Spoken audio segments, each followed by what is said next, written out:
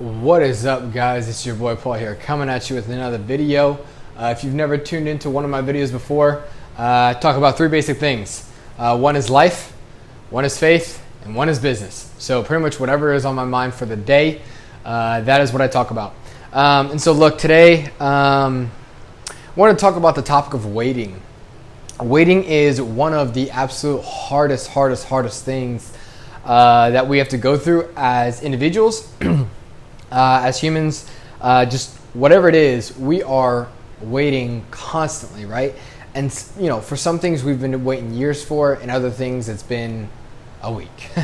But like, look, it came across my mind today, mainly because after I got back from one of my events tonight, I was just kind of like listening to some worship music here, and one of the songs was I will worship while I'm waiting. That was like one of the lyrics, and the song is called While I'm Waiting, and I think it's by Josh something.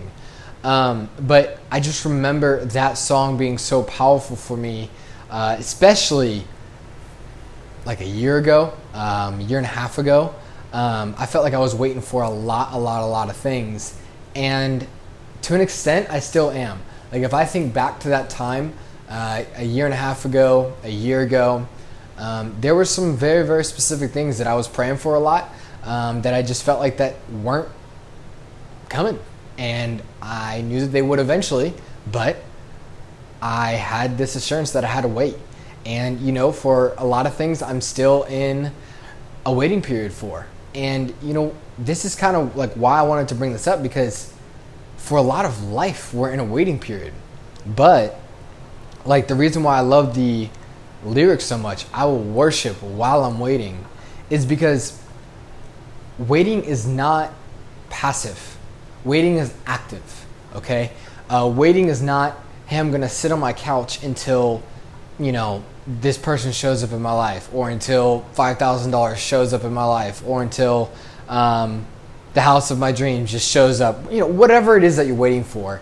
My husband to come back from the hospital, whatever it is, you know, can be very serious, can be not so serious, it can be a hope, like, hey, I would love that car, I would love that house. Like, the whole topic can range, but either way, every single one of us are waiting for something. But waiting is not sitting on that couch and doing nothing. It is active. It is very active. And especially in terms of like waiting in faith, it, like, at least what it looked like in my life, and what I would say is probably the biblical example of it, is to not only just pray about it, and people think prayer is passive, prayer is very active, but to then do something about it too.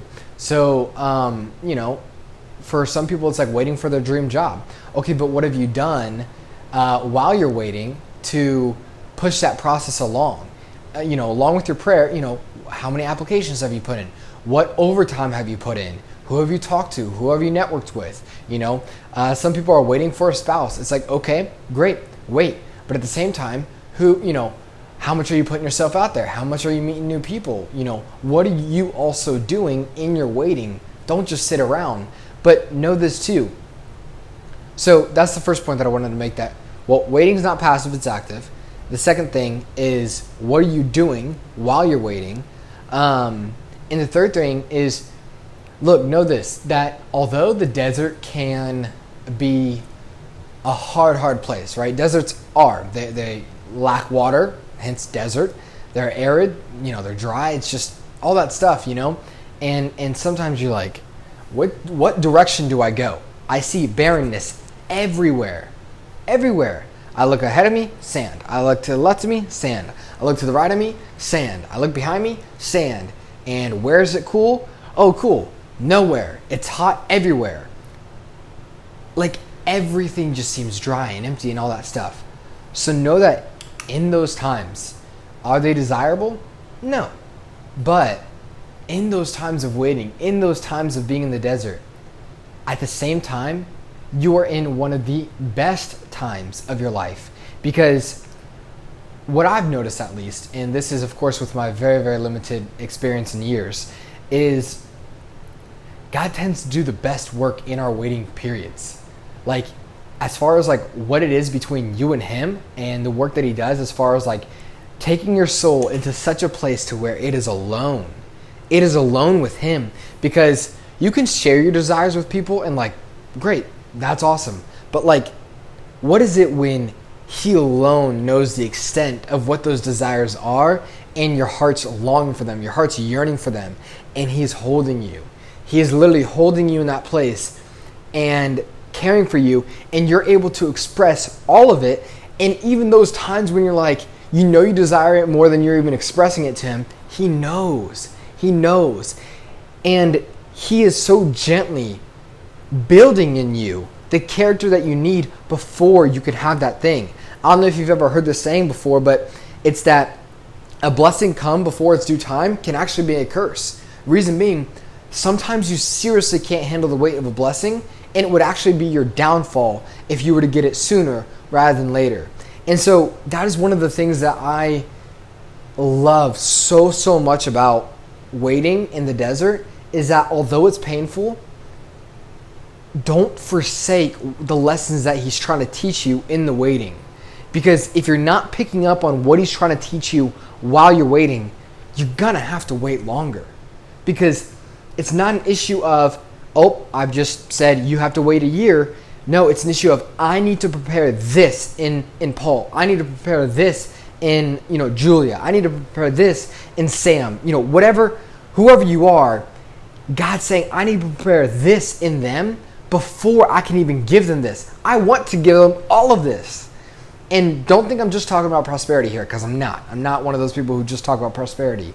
But like, there are good things in life that God desires to give you, but that would crush you if he didn't build in you the character that you need. And this is why he's taking you through the desert.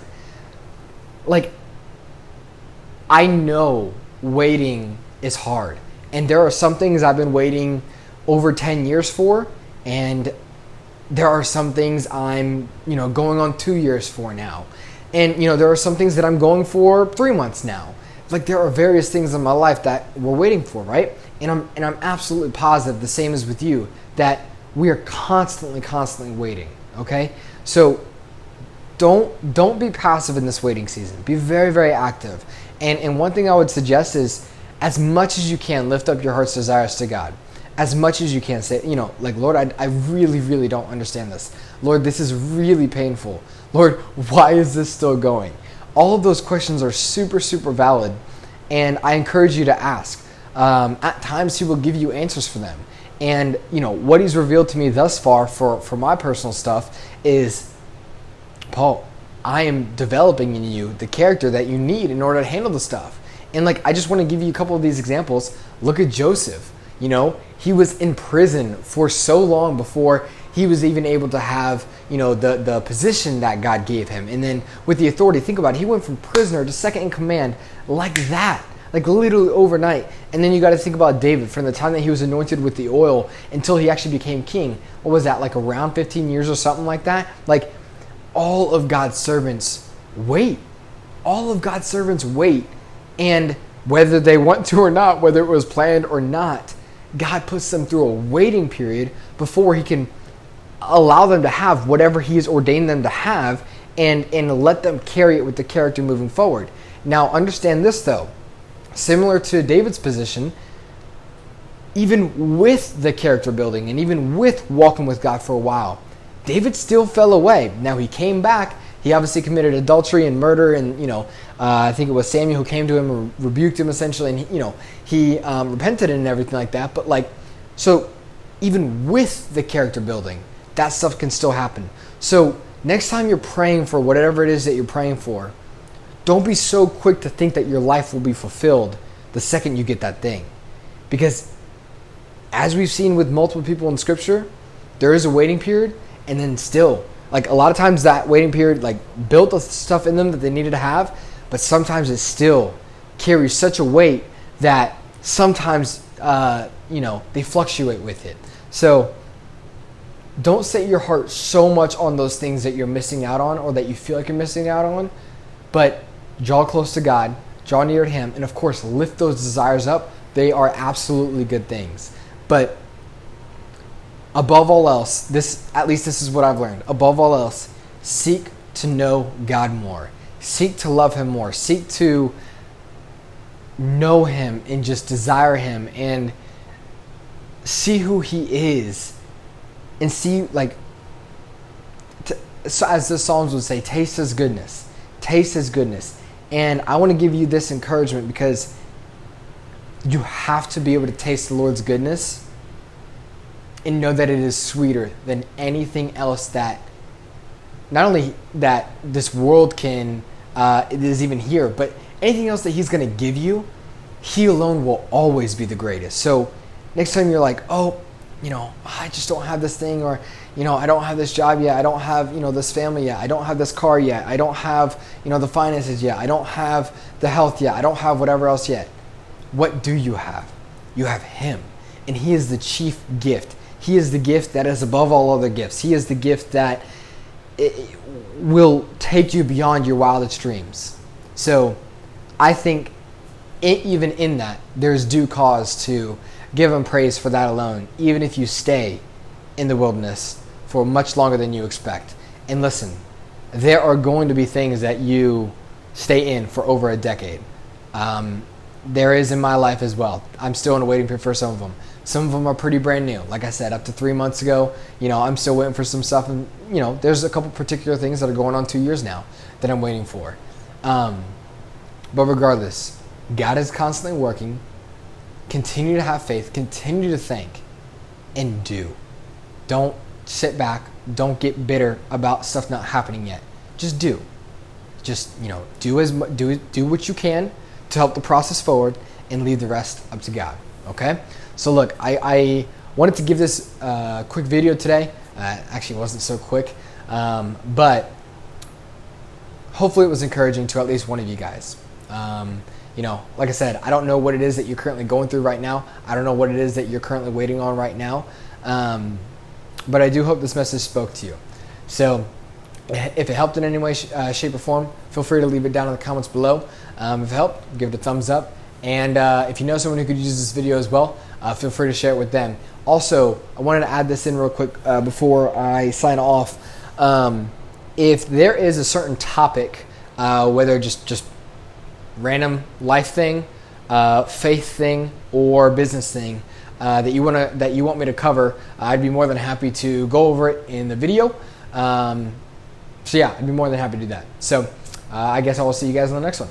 All right.